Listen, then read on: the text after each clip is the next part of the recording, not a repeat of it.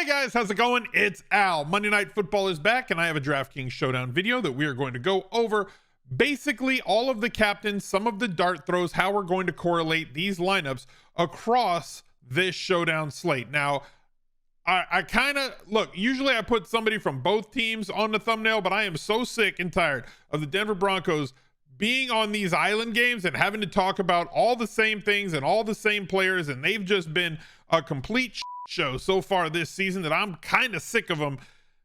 So, like, I don't know, put your tiny hands in mine, and ain't no hill or mountain that we can't climb. It's Groundhog Day once again with the Broncos on Monday night. Let's go. He's a legend. Make sure that you head over to the Al Smizzle Fantasy Football channel. That is where the recap video is going to be up on Monday. The Week 5 recap video is there from last Monday. Week 4, every single Monday, I go over everything that happened the previous week. My best buys column, where was I right, where was I wrong, my high stakes lineups, my cash game lineup, my millionaire maker lineups, and everything else, as well as shouting out the top 10 finishers in the Smiz Gang Listener League. Go to smizzle.tv/FF and it will take you right there, or just search for it in YouTube.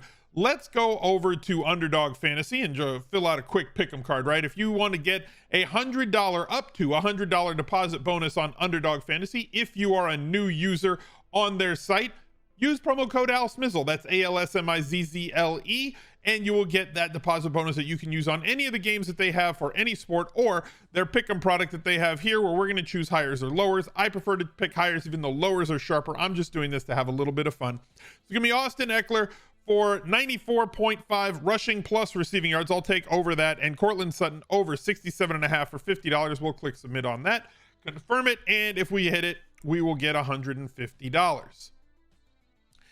Heading over to the slate, let's start with the captains. Okay, so like, first of all, this game, the over-under is 45.5. Chargers favored by 5.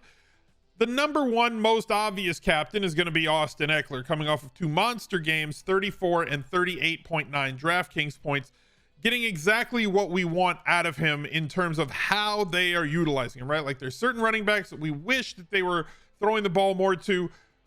Last year, they were kind of overworking him. He said that they were overworking him, that he was gassed by the time the playoffs got there. He's been dinged up each of the last 2 years.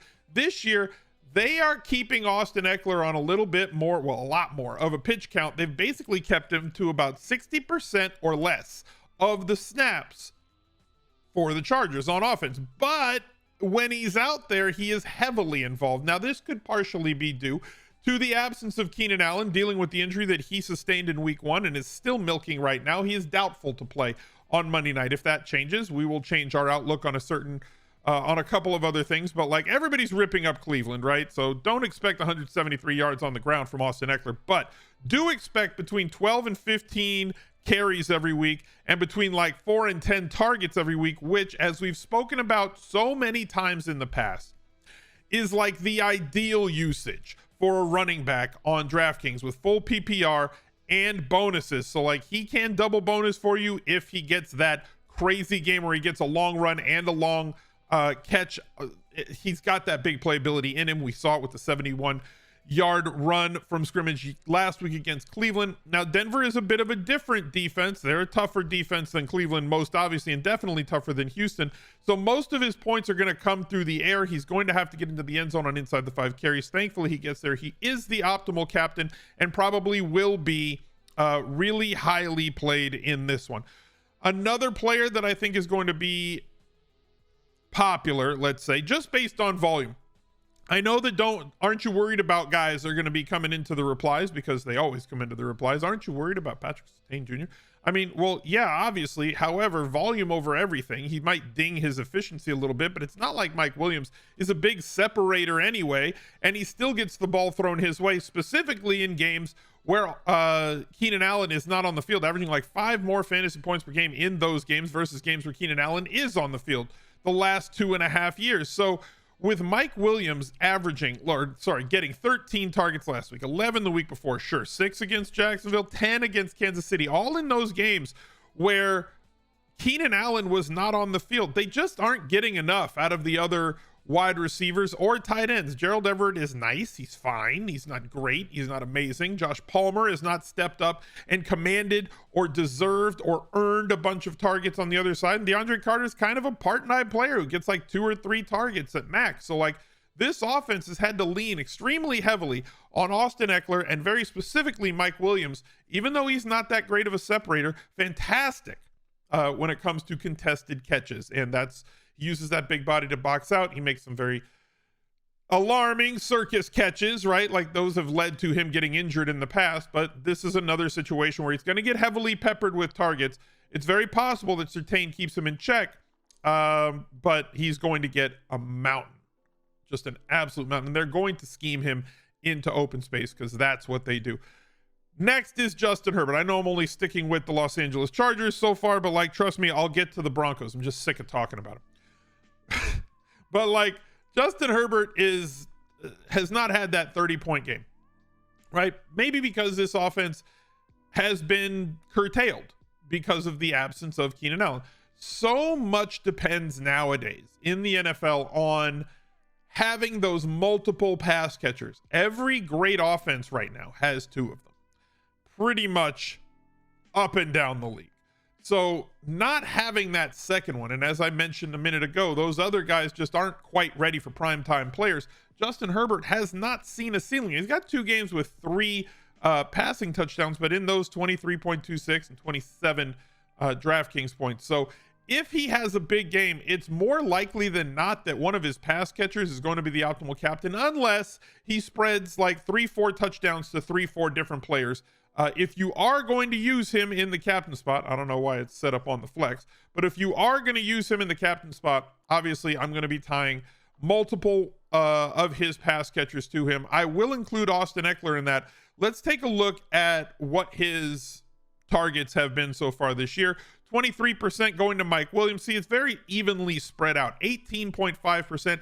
That number of 15% or above is where I kind of tie the running back to the quarterback in terms of if I'm stacking with them, right? Under 15%, it's just something where I'll allow it to happen, but I'm not going to say he's one of the 2 players. But Austin Eckler will get tied in my groupings, at least. You can do whatever you want. Play whoever you want. Josh Palmer, 16.4% in the absence, as I said, of Keenan Allen, who's only got 4 targets so far in the year before he left. Gerald Everett playing about 40 of 70 snaps, between 40 and 45 snaps out of the 70 they play on offense pretty much every week. Then DeAndre Carter, as I said, just kind of a bit roll guy. And then they get into the red zone, and it's Austin Eckler and Mike Williams all the time with a little bit of Gerald Everett, who's got some touchdown upside that goes along with him. So as we kind of just talked about, I'm going to be going with every one of those pass catchers. The kicker, depending on who is healthy for that day, it's not good. Hopkins doesn't have an injury designation going into Monday, so he would probably be the guy. Kicker does correlate positively with a quarterback, and then build a bring back group with all the skill position players on the other side. Now, finally, we can talk about some of the Broncos players. So like, I don't think that there's all that many viable captains. Like, I think that there are 3 viable captains on the Chargers, and there are like 4 on Denver, but I'm probably going to have less of most of the Denver ones than I will of the Charger captains. So Courtland Sutton leading this team in terms of target market share. We knew that he was going to have a lot of it, and some people projected that he was going to be the massive alpha in that situation. I was under the impression, and look, obviously Judy got injured a little bit, and it was a situation he missed the game, but like, and Russ has just been bad. Like, there's no 2 ways to put it. Hackett has been not great, right? Hackett has looked very overwhelmed. And Wilson, whether it's due to the shoulder injury that he had, and he did have like a procedure this week, try and clean that out and get him game ready for this one so that maybe he can make the throws. He's having the worst year that he's ever had in terms of on-target throws. Or sorry, we could say the worst year he's had in terms of off-target throws. He's just not finding his receivers. Sometimes he's having a problem picking them up, like with KJ Hamler at the end of the last game.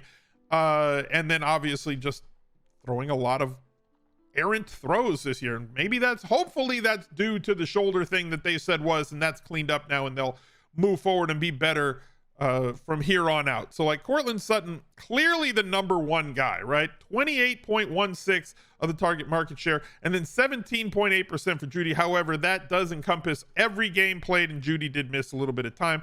It was my assumption that these two would be like, one would be like 25, 26, the other would be 24. But that hasn't really been the case or materialized in the games that they've been there. Javonte Williams out for the year. So Bear has been taking over the tight end spot with like Aquabunum playing like one snap. Like, it's a whole thing. It's an entire thing. And I'm mad at it. I don't like anything that's going on in Denver. But Courtland Sutton, with the amount of targets he gets, plus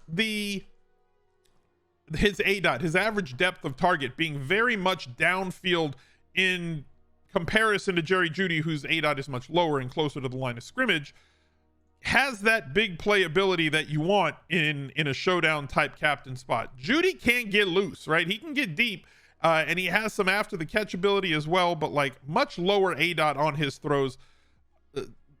And again, he's been so bad. Not Jeudy, but Russ Wilson has just been so bad in terms of completing passes. Melvin Gordon III took over, and in the last game, which was their game where they had missed Javonte, he touched the ball 18 times versus Mike Boone, who touched it 10 times. So it's still going to be a running back share and a running back split, but there is a clear alpha in this spot, and it's more of a 70-30 split, 65-35, as opposed to when Javonte was there and it was like 55-45. So that spread between the two running backs has changed, which to me means that Melvin Gordon III is a much more viable captain. I'm probably not going to be playing Mike Boone captain spots. If you think Melvin Gordon's going to get injured and you want to play Boone and you think he's got more juice and pops better, passes the eye test a little bit more than Melvin Gordon, you can go ahead and do that. I stick to the higher volume players. So for me, it's Gordon, Jeudy, and Sutton. If I am going to have Sutton as my captain, I am going to have Russ Wilson tied along with him, because based on the game that you are saying is going to happen, Courtland Sutton has 120 yards on 8 catches for 2 touchdowns. Russ Wilson is more than likely going to be in that lineup, considering everything else that's gone along. If you don't want to do that, you don't have to. But based on what the math should be, that is the more likely outcome, even if it has not been the outcome in the last couple of weeks, a couple of times with really high scoring games, with juiced up offenses putting up a lot of points. Like when the Raiders got there and there was, Devontae Adams had a lot of points, and the Chiefs had a lot of points, and one of the quarterbacks got kind of aced out of the optimal lineup because all of the other players got there through full PPR and bonuses. If you're gonna put Russ Wilson in captain, you are a very, very brave person. He has been extremely bad thus far. He's had the one big game against Las Vegas where he put up 237, ran for a touchdown, had 2 touchdowns through the air. And even then, only 17 completions. So he didn't really drag anybody along with him. He's been really awful in terms of his efficiency. This is one of the most efficient quarterbacks of all time. It's going to take a leap of faith to throw him in the captain spot, but we have to cover all the different bases, and there is a non-0% chance that his shoulder is better right now, and they've got great drugs at the NFL level to make him not feel pain for about 4 hours so that he can go out and just fling the pig all over the park. So if he is going to be your captain, I'm certainly going to tie guys like Sutton and Jeudy to him. Hamler's going to be in there just because of the big playability. McManus, better in Denver, obviously, than he is on the road because of the advantage that is tied to the altitude. So Bear questionable for Monday night's game. If he's there, he has been doing very well. We'll talk about him in just a bit. Obviously, Alberto has been very disappointing thus far. He was one of the ADP all-stars of the offseason for a great many people, as not just me, but like literally everybody thought that he was going to be the main guy, and then the injury suffered by the rookie Dulcich kept him out, which made everything just kind of go nuts. So that is what it is. For this week, I'm probably going to stick with one of them and then bring it back with multiple Chargers players on the other side.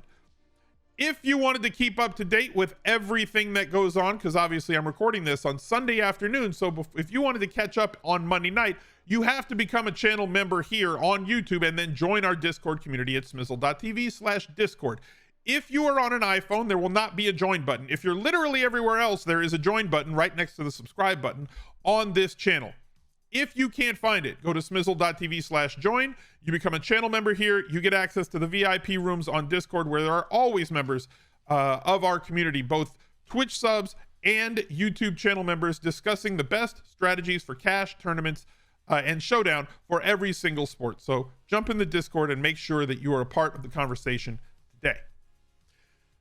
Getting back to a couple of dart throws that I think are not captain viable, but we do want to build through, getting some differentiation into these lineups. Now, I don't think that he's much of a dart throw because of how much volume he's getting. I had mentioned that Austin Ekeler is playing like 60% of the snaps, and Joshua Kelly has pretty much established himself as the Austin Ekeler backup. 2 series for Ekeler, 1 series for Kelly. He has gotten some inside the 5 carries.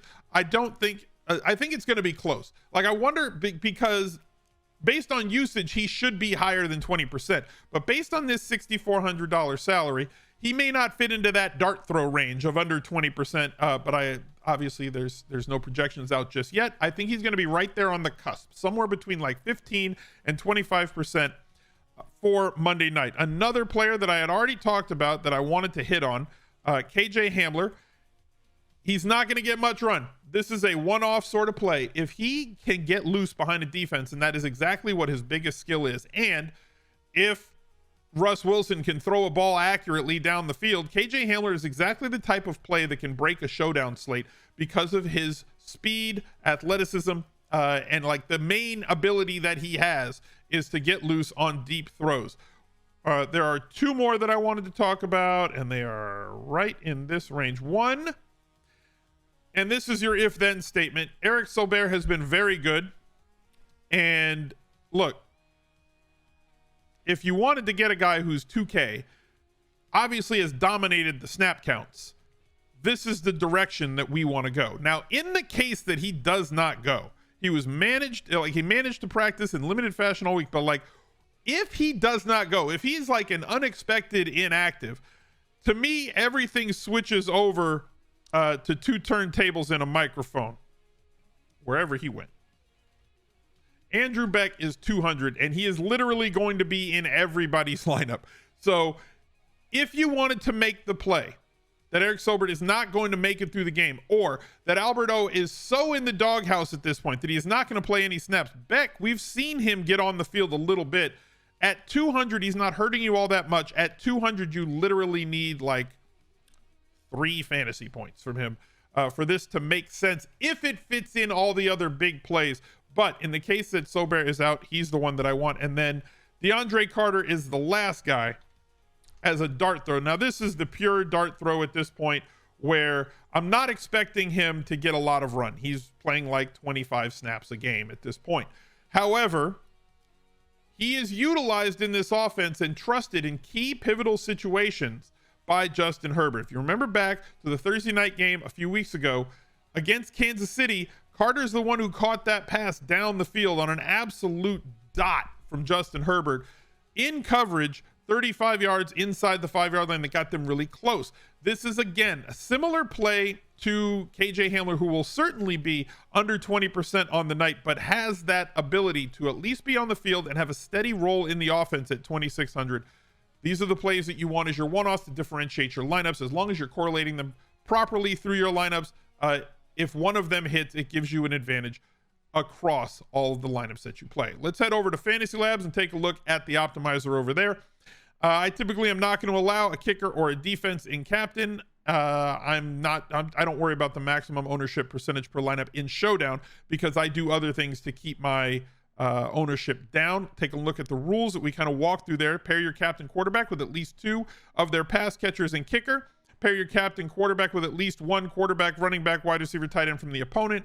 Captain wide receivers with their quarterback, captain tight end with their quarterback. Limit to at most 1 defense and kicker from the same game. Now, if you think that Los Angeles' defense is going to bring the thunder against Denver, who is playing without their left tackle and right guard, and even though they've got injuries on their own defense, they're going to really trouble Russ Wilson because he has just been so bad this year. You can go ahead and bump up that defense if you want in the lineup builder. But then, as I said, I'm going to use at least 1 player who's a running back, wide receiver, tight end, whose projected ownership is less than 20%. We'll apply those settings. We'll head over to the lineup builder and build 150 lineups, and just realize that you're not just going to click the button and print money. You've got to use it as the tool that it is. It is there to save you time and make things easier, both for uploading and editing your lineups, but you do have to manufacture and manicure everything that you want specifically throughout to get the combinations that you desire throughout your lineup. So thank you guys for watching, and look out for another video right there. He's a legend.